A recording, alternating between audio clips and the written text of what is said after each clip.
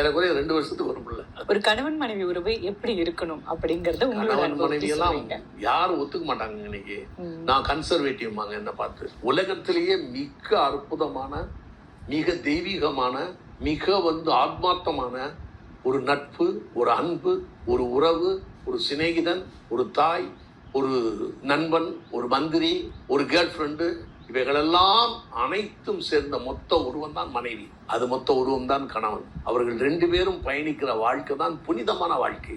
அதை விட்டுவிட்டு அவர்கள் இஷ்டப்படி வாழ்ந்தா அவ்வளோதான் அவங்க வாழ்க்கை. ட்ராஜடி தான்.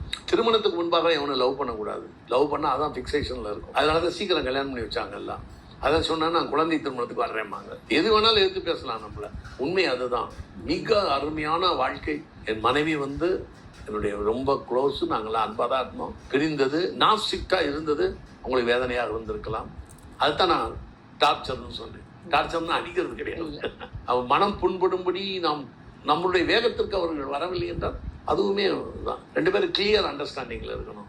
கல்யாணத்துக்கு முன்னால் 2 பேருக்கு இது கவுன்சிலிங் பண்ணணும். வாழ்க்கைன்னா என்ன, எப்படி இருக்கணும் அப்படின்னு. ராஜேஷ் வில்லியம்ஸ் உங்க பேரு.